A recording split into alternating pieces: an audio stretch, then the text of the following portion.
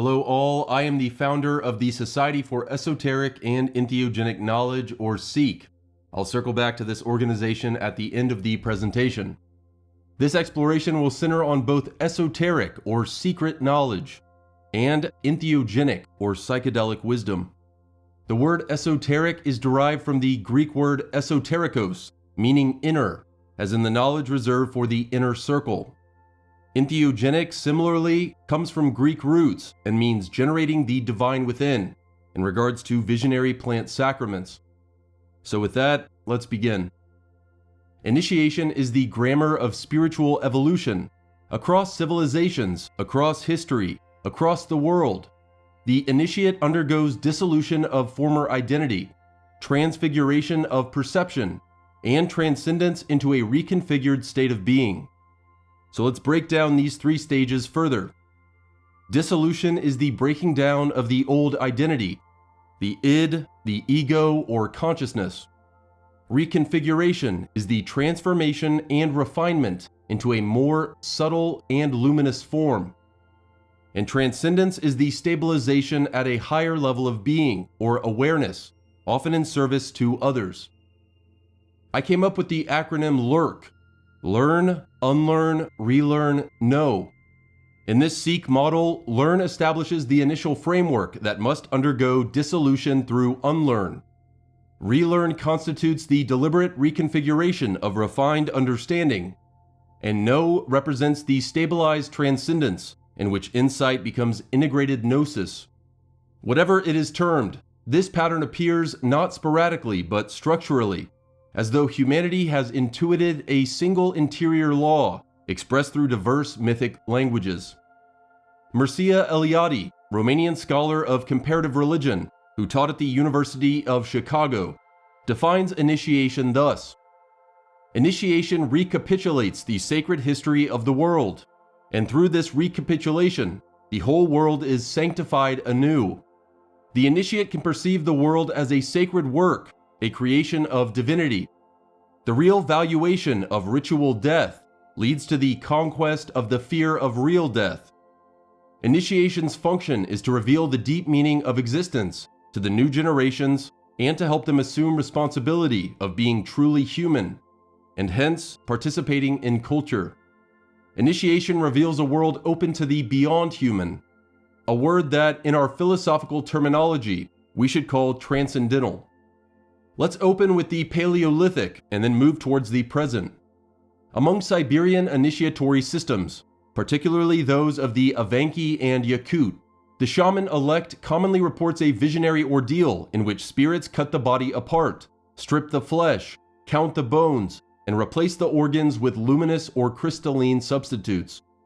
This symbolic dismemberment represents the dissolution of ordinary identity, the destruction of profane embodiment, and the reconstitution of the initiate as a mediator between visible and invisible worlds, capable of ascent through the cosmic axis, often imagined as a world tree.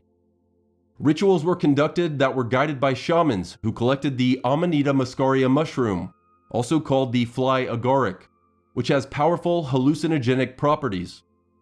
The reassembly marks transfiguration rather than mere recovery, as the shaman returns not as the former person, but as one who has died to the common condition and re-emerged with visionary authority, healing capacity, and cosmological insight. The oldest fully articulated dying and rising pattern is Inanna, or Ishtar's descent to the underworld.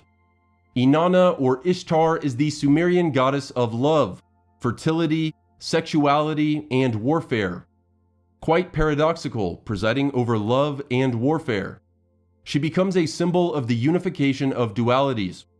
She voluntarily descends into the shadow self, passing 7 gates representing worldly attachments, losing crown, jewels, and garments. This descent signals a progressive stripping of both power and identity.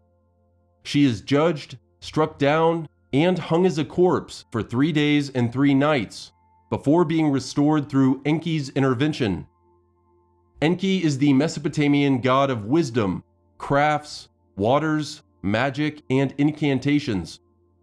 Dissolution here is radical, involving social status, divinity, and bodily life. Transfiguration is enacted as her return, but the conditions of that return is that someone must take her place, which is ultimately Tammuz, the deity of fertility, spring, shepherds, and vegetation, who cycles between worlds, establishing a rhythm of seasonal death and rebirth. One may foreshadow Christ in this Mesopotamian myth: 3 days in the underworld, voluntary descent, and resurrection for the sake of a wider order. Later in Mesopotamian mythology, we find the Epic of Gilgamesh, wherein the protagonist only reaches paradise or enlightened understanding after traversing for 12 hours in complete darkness the depths of the subconscious through Mount Mashu, a geographical boundary between the earthly realm, the heavenly realm, and the underworld, signaling his disintegration into darkness before transcendence into light. We move on to ancient Egypt, which was called Kemet or the Black Land due to its dark, fertile dirt in the Nile Delta, as we investigate the Osirian mysteries. In the myth of Osiris, dismemberment precedes restoration. The Osirian cycle centers on the murder and dismemberment of Osiris by his brother Set, the subsequent reassembly by Isis, his wife. In this myth, Osiris's body is cut into pieces and scattered. Isis gathers the fragments, reconstitutes him, and thereafter conceives their son Horus. Osiris does not return as a worldly king, but is lord of the Duat or underworld, presiding over judgment and the afterlife. Osiris becomes the archetype of the justified, resurrected soul. Initiates in mystery schools identify with his passion to gain immortality. Later esotericists, including Masonic and Hermetic streams, see Osiris as the prefiguration of the initiate's own symbolic death, before rising into a more than human form. The Greek world refines this pattern. Within the Eleusinian mysteries at Eleusis, the myth centered on the descent and return of Persephone, who is the queen of vegetative fullness and the daughter of Demeter, who is the goddess of harvest, grain, and fertility. Persephone is kidnapped by Hades, who is the god of the underworld and the personification of winter, with Zeus's permission. Thereafter, Persephone's mother Demeter, the goddess of agriculture, plunges the world into a frozen, barren winter, out of sorrow, leading to a compromise where Persephone splits her time between the underworld and earth. This myth dramatized the cycle in agriculture of seed burial and sprouting, encoding the initiatory law that life emerges from concealment, light from darkness, and spiritual renewal from symbolic dissolution. Persephone thus embodies the unification of the duality of life and death, as seen Masonically in the personifications of Saint John the Baptist, representing the summer solstice, and Saint John the Evangelist, representing the winter solstice. This pattern was ritually enacted in the inner temple, or telesterion, where initiates underwent secrecy, fasting, nocturnal procession, and visionary revelation through the consumption of a mysterious potion called kykeon, presumed to be entheogenic or psychedelic. Classical sources such as Plato and Cicero attest that those initiated no longer feared death, suggesting that the myth of Persephone functioned as a transformative encounter with mortality and rebirth. In later mystery traditions, the dismemberment and rebirth of Dionysus, who is torn apart by the Titans and restored through divine intervention, encoded the initiatory logic that divine consciousness descends into fragmentation, is scattered into material multiplicity, and must be ritually recollected through ecstatic rite, sacred drama, and contemplative purification.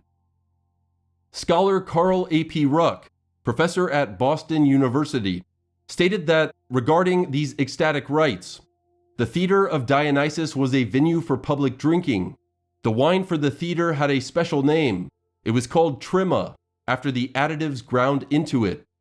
Throughout the several days of performances, lasting all day long, the audience signified their acceptance of the gods' gifts by drinking, as they sat on the hillside, probably from the handy and easily portable flasks made of goat skins. The nature of the experience was one of mass spiritual possession. Ancient testimonies preserved by writers such as Plutarch describe Dionysian rites involving nocturnal processions and states of divine mania, suggesting that through sacramental ecstasy, the initiate experienced symbolic death, the tearing of ordinary identity, and a subsequent reconstitution into a liberated and God-intoxicated awareness, paralleling other global patterns of dissolution and return. In the myth of Orpheus and Eurydice, Orpheus is a legendary musician who lost his wife Eurydice to a snake bite on their wedding day. Overcome with grief, he journeyed to the underworld and charmed Hades with his music on his lyre, securing her release on one condition: Orpheus must not look back at Eurydice until they reached the surface. Doubting she was following, Orpheus looked back just before exiting, causing Eurydice to vanish forever. The descent into Hades, or the underworld, to retrieve the lost beloved Eurydice, encodes the initiatory passage into the underworld of the psyche, where the adept confronts loss, shadow, and mortality in order to restore what has been spiritually severed, only to learn that attachment and backward vision dissolve the work of regeneration. Here we find the transmutation of personal love into a more luminous and universal consciousness, aligned with the wider harmony of the cosmos. Plato, who was an initiate of the Eleusinian mysteries himself, writes about the allegory of the cave in his work The Republic, in which prisoners are chained in a cave with a fire behind them and shadows projected before them, with the prisoners mistaking the shadows for reality itself. One prisoner breaks free and escapes to see the outside world and illuminating sun, and returns to those in the cave to speak of his findings, who mock and ridicule the returning prisoner for his belief that the shadows they come to know are not the true reality. The prisoner's ascent from shadows to sunlight symbolizes the initiatory process in which the mind is torn from illusion, experiences the disorientation of cognitive dissolution, and is gradually reassembled into a vision capable of apprehending the forms, which are the intelligible archetypes underlying perceptible reality. This philosophical descent into the underworld, or katabasis, mirrors the symbolic deaths and resurrections of mythic figures such as Osiris, Dionysus, and Persephone, suggesting that the archetype of initiation extends beyond ritual into the realm of conscious reasoning, whereby the soul undergoes darkness, dismemberment of habitual perception, and eventual reconstitution into enlightened understanding. In Mesoamerica, Quetzalcoatl descends to the underworld to recover ancestral bones, sprinkling them with his own blood to regenerate humanity. In several versions, Quetzalcoatl undergoes humiliation, intoxication, or death, then departs or self-immolates, becoming the morning star, an astral transfiguration. Here, death fertilizes rebirth. The initiate becomes a conscious participant in cosmic regeneration. In Toltec and Aztec traditions, Quetzalcoatl, whose name means feathered serpent, combines earth in the form of the serpent and sky in the form of the bird, uniting lower and higher realms into one being. Thus, the feathered serpent itself is a symbol of the transfigured body, a combination of the terrestrial and celestial. Initiation no longer only returns the initiate, it fuses heaven and earth into a single figure. In Hindu spirituality, Krishna speaks in the Bhagavad Gita about acting without attachment. In the Krishna narrative, his final mortal departure beneath the banyan tree, struck accidentally by a hunter's arrow, enacts the principle of the divine withdrawing from the material while leaving a transformed essence for devotees, illustrating the death of the manifested self and the transcendence of the eternal self. Texts such as the Bhagavata Purana emphasize that the body falls and decays, yet Krishna's consciousness persists, symbolically mirroring the pattern of initiatory dissolution, luminous dismemberment, and reconstitution found in global myths such as Osiris, Dionysus, and Quetzalcoatl. Here one dies to the ego and awakens to the imperishable self. The yogic concept of samadhi, or intense meditative concentration, is the ultimate state of meditative absorption, where the individual self, or Atman, merges with the supreme cosmic reality called Brahman, realizing their essential oneness. This state of pure, thought-free consciousness dissolves the ego, providing direct experience of absolute bliss and liberating the individual, called moksha, from the cycle of birth, death, and rebirth, called samsara. In Norse mythology, Odin sacrificed himself to himself by hanging from the world tree called Yggdrasil for 9 days and 9 nights, pierced by his own spear, detailed in the writings called the Poetic Edda. The 9 days and 9 nights mirror the 9 worlds or 9 realms. These realms, connected by the world tree, house different beings, with Asgard and Midgard often viewed as central, linked by the Rainbow Bridge. Here, self offered to self produces gnosis, or knowledge of spiritual mysteries. This event represents a profound shamanic-like initiation, highlighting that in Norse mythology, ultimate knowledge demands extreme sacrifice. Anthropologists and scholars of comparative religion, such as Mircea Eliade, identified this symbolic disintegration and reintegration as archetypal death preceding visionary authority. In Buddhism, Siddhartha Gautama, later known as the Buddha, confronts Mara, the personification of evil and death, resisting all temptations beneath the Bodhi tree, or tree of enlightenment. Siddhartha's path to awakening follows a classic initiatory shape. First, he encounters sickness, old age, and death, in what have come to be known as the 4 passing sights.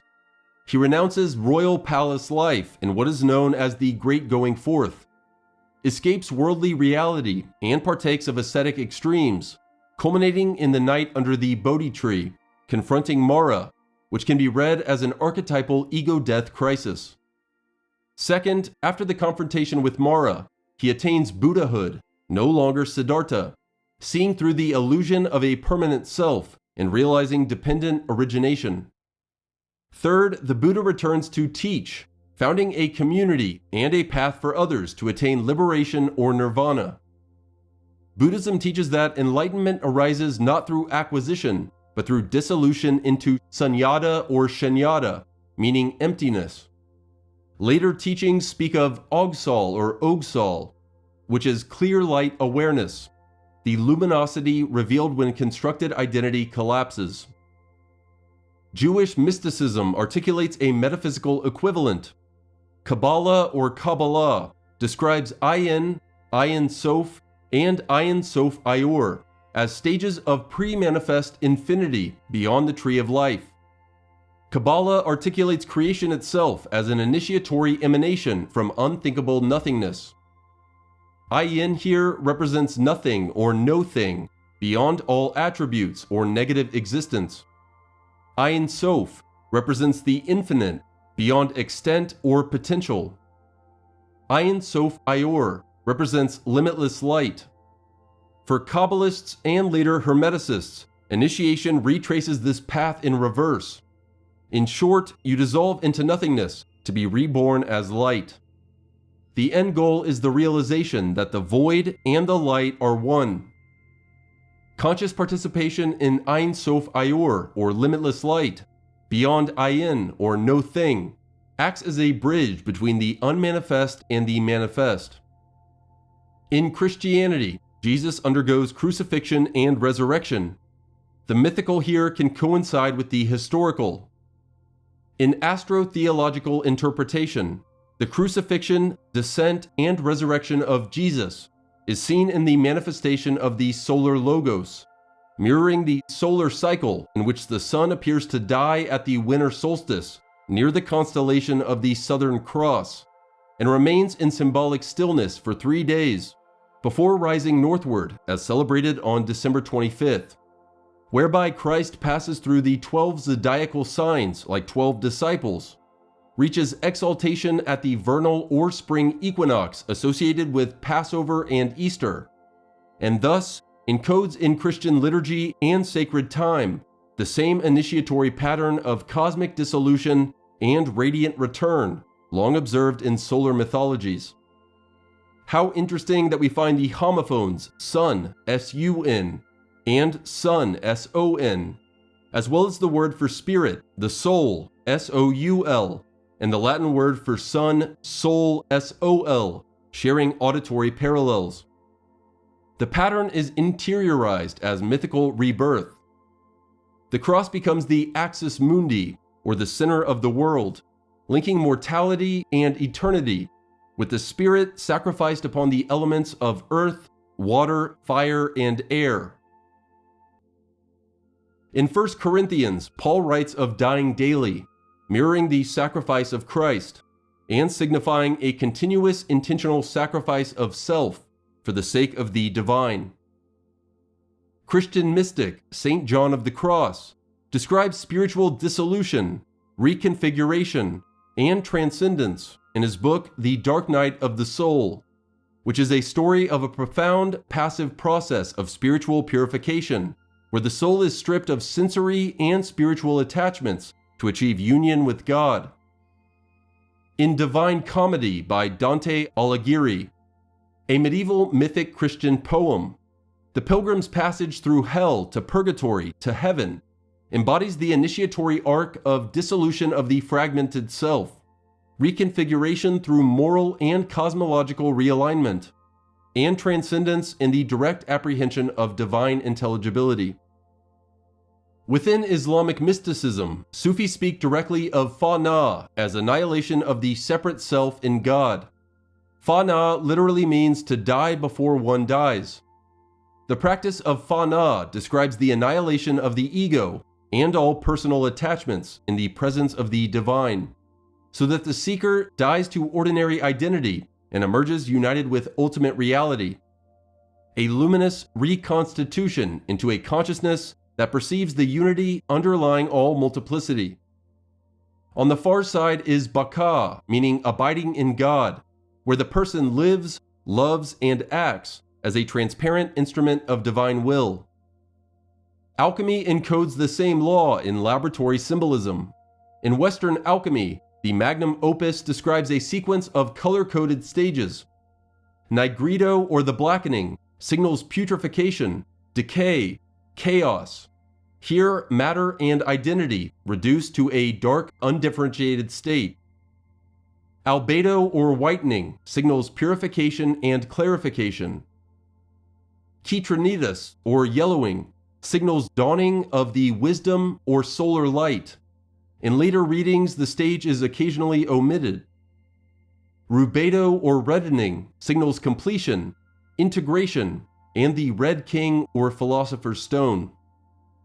Nigredo corresponds to dissolution as the necessary darkening and breakdown of fixed forms. Albedo parallels reconfiguration through purification and clarified reordering of the psyche. And Rubedo signals transcendence as the final integration in which the opposites are reconciled and the work achieves its realized wholeness. Psychologically, Carl Jung interpreted this alchemical symbolism as what he termed individuation, which is the integration of shadow leading to psychic wholeness. In Jung's view of depth psychology, Nigredo parallels descent into the unconscious material, the shadow confrontation, and psychic dissolution of the ego.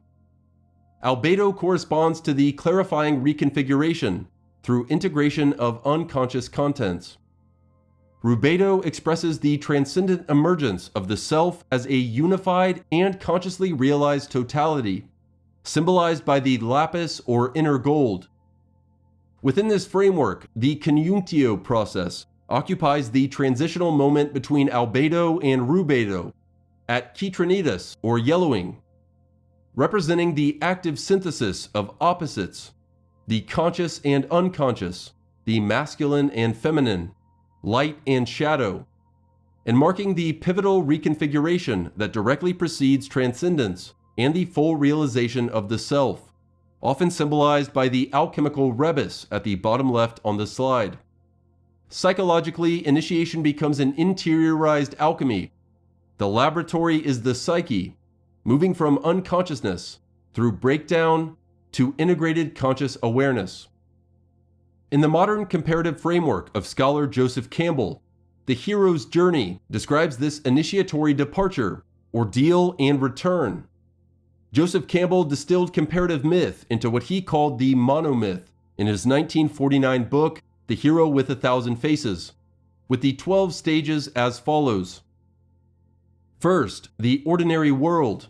The hero is introduced in their normal everyday life. Second, the call to adventure. A challenge, quest, or problem arises.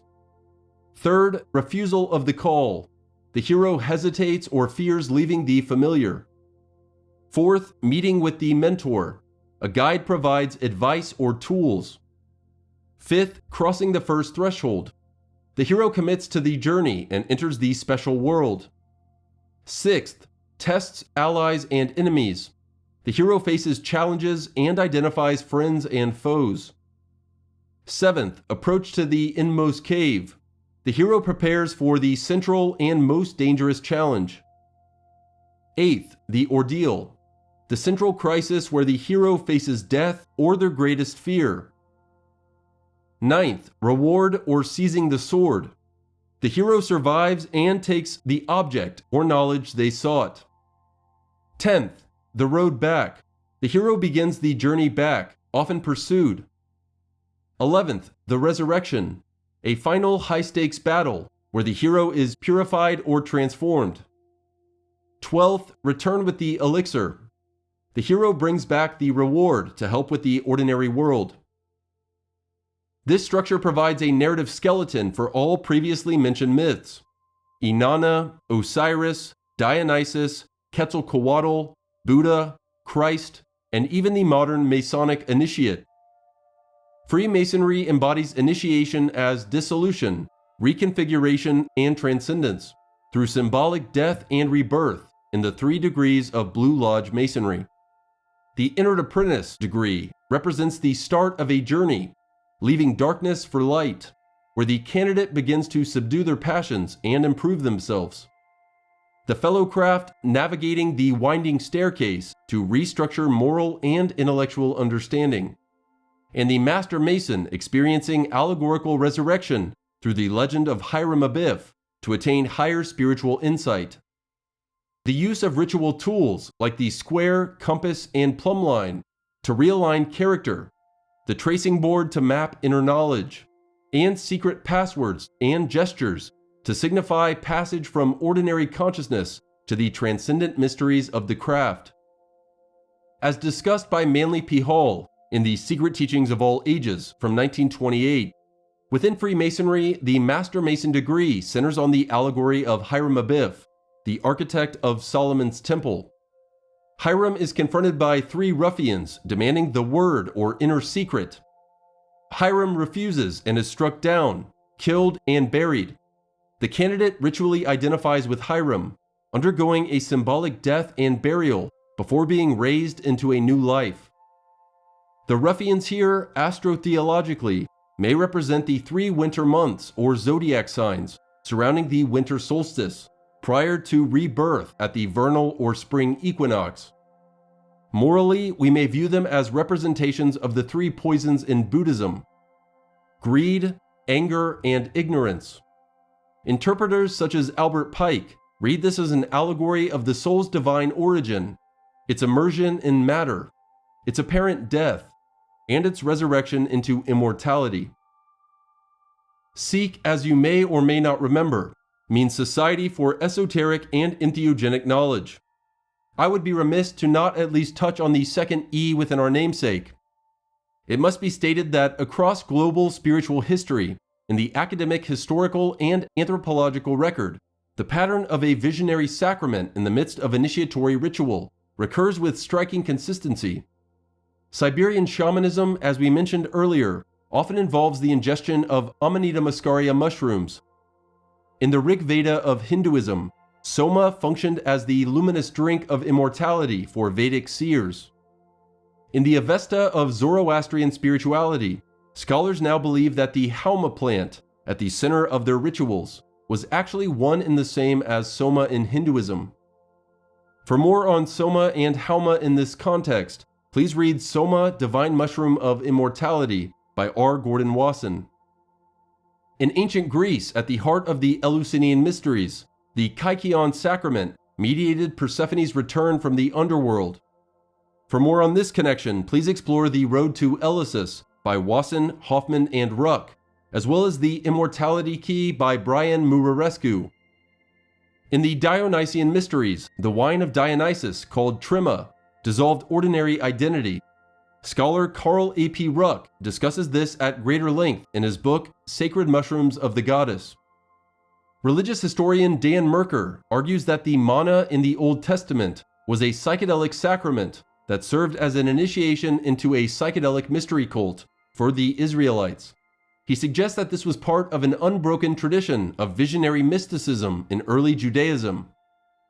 Within the Old Testament and in Freemasonry, the acacia or shittim wood that was used to build the Ark of the Covenant and the tabernacle in the wilderness, which also could have been the bush that burned inspiring Moses' vision and law-giving, as well as the plant that signals the burial of Hiram Abiff in Freemasonry.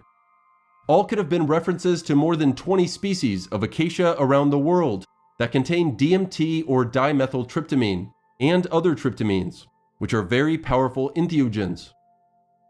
Scholar P.D. Newman dives deeper into this connection regarding the acacia of Freemasonry in his books Alchemically Stoned and the sequel Angels in Vermilion.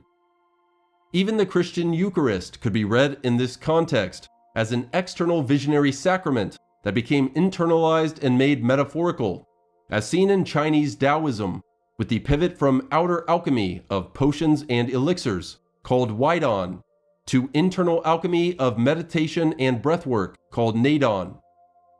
For more on this connection, please reference the book The Psychedelic Gospels by Jerry and Julie Brown. Let's talk for a minute about modern indigenous examples of entheogenic initiation and the parallels to the themes discussed throughout this presentation. Within the Bwiti tradition in Gabon, Iboga structured initiatory death and rebirth. Among the Mazatec in Mexico, psilocybin mushrooms and morning glory seeds open the visionary dialogue of the Velada ceremony of divine communion. The same can be said for the peyote within the Huichol or Huixarica community of Mexico, and ayahuasca within the Shipibo Canibo of Peru. Let's dive deeper into the initiation rites of the Bwiti, the Mazatec, the Huichol, and the Shipibo Canibo, as they are contemporary indigenous entheogenic practices that can shine a greater light on these initiatic themes in greater depth and detail. In the Bwiti tradition of Gabon, initiation with Iboga serves as a profound psycho-spiritual passage where the neophyte confronts the dissolution of ego boundaries and ancestral memory. During the first initiation, the participant ingests a concentrated dose of Iboga root bark, often accompanied by rhythmic music and chants that act as a psychotropic scaffolding, inducing vivid visionary journeys through personal, familial, and cosmological history.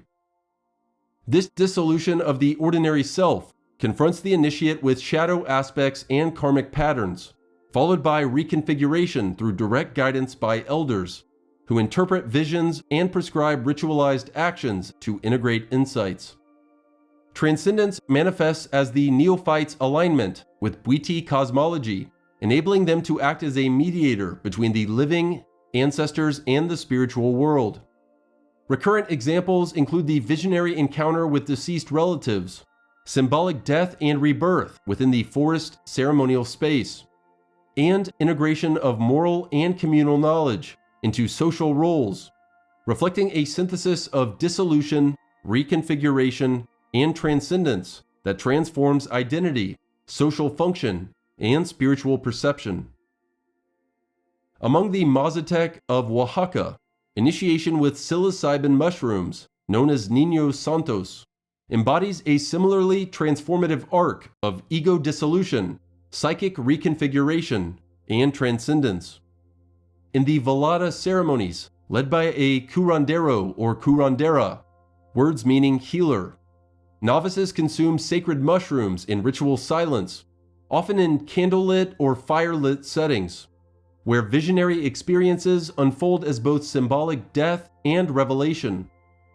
These visions dissolve habitual perception and ego constructs, confronting the participant with ancestral guidance, spiritual entities, and personal karmic patterns.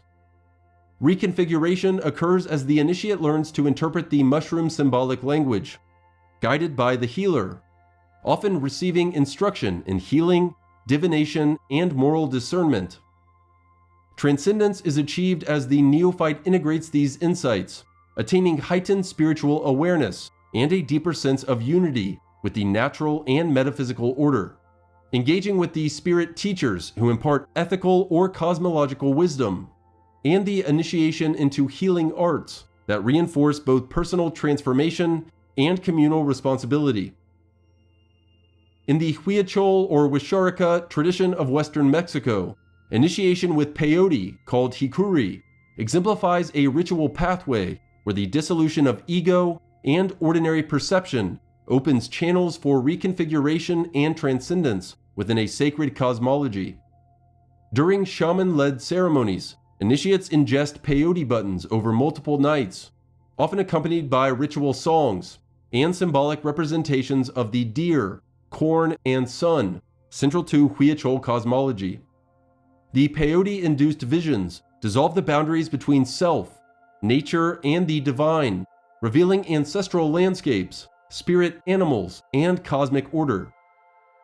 Reconfiguration is facilitated as the initiate maps these visionary experiences onto ritual knowledge, artistic expression, and communal roles, often producing sacred drawings, yarn paintings, and intricate beaded sculptures that encode spiritual guidance. Transcendence manifests as the integration of these revelations, granting the initiate the capacity to navigate spiritual and social responsibilities, align with ancestral wisdom, and act as a conduit for communal healing and cosmological understanding. Examples include symbolic journeys to the sun and ancestral realms, encounters with spirit deer as mediators, and the embodiment of sacred moral and ecological duties within communal life. For the Shipibo Canibo of the Peruvian Amazon, initiation with ayahuasca follows a structured process of dissolution, reconfiguration, and transcendence, deeply entwined with healing, cosmology, and symbolic artistry. During the ceremonies called dietas, under the guidance of an experienced shaman called an ayahuasquero, the neophyte ingests ayahuasca in isolation or small group settings, accompanied by spiritual songs called icaros that structure visionary experiences. The intense purgative and visionary effects dissolve habitual egoic structures, confront past traumas, and expose interwoven relational and cosmic patterns. Reconfiguration occurs through iterative interpretation of visions guided by the shaman, aligning personal experience with Shipibo cosmology, often expressed through intricate geometric patterns called kene that visually encode spiritual and healing insights. Transcendence is realized as the initiate integrates these revelations, acquiring the ability to engage with spiritual forces for personal and communal well-being, attain clarity of perception, and enact healing practices. Notable examples include visionary communication with plant and animal spirits, confrontations with personal and collective shadow elements, and the subsequent mastery of curative or ritual knowledge essential for shamanic initiation. In all of the above, each case reveals the same initiatic logic, in which an entheogenic sacrament catalyzes symbolic dissolution of ego and identity, experiential reconfiguration, and the awakened return that spiritual systems across cultures recognize as rebirth or resurrection. Now, I will say, sobriety always provides the clarity necessary for the integration of these experiences, and when you take these sacraments out of their initiatory contexts and strip them of their ritualistic framework and turn them into recreational escapism, the result is often self-centeredness and an enlargement of the ego, rather than a systemic reduction, with significant potential risks to spiritual, mental, emotional, and physical health. In conclusion, Across cultures, from Siberian shamans to the mythic narratives of Inanna or Ishtar, Osiris, Dionysus, Quetzalcoatl, Krishna, Buddha, Christ, as well as those of the Sufis, Kabbalists, alchemists, Freemasons, and global systems of entheogenic shamanism. Initiation takes the form of voluntary or fated descent, symbolic death, and a return into a new form. Dissolution is variously depicted as dismemberment, stripping, crucifixion, darkness, emptiness, or annihilation of the ego. Transfiguration, or Reconfiguration, appears as luminous resurrection, clear light, limitless light, the philosopher's stone, alchemical gold, or the raised master mason. Transcendence is not escape, but abiding in a higher mode of being. Osiris as the Lord of the Duat, the Buddha teaching after enlightenment, the Sufi in Baka after Fana, the Master Mason building the outer temple after refining the inner one. Dissolution breaks the vessel. Transfiguration or Reconfiguration reshapes perception.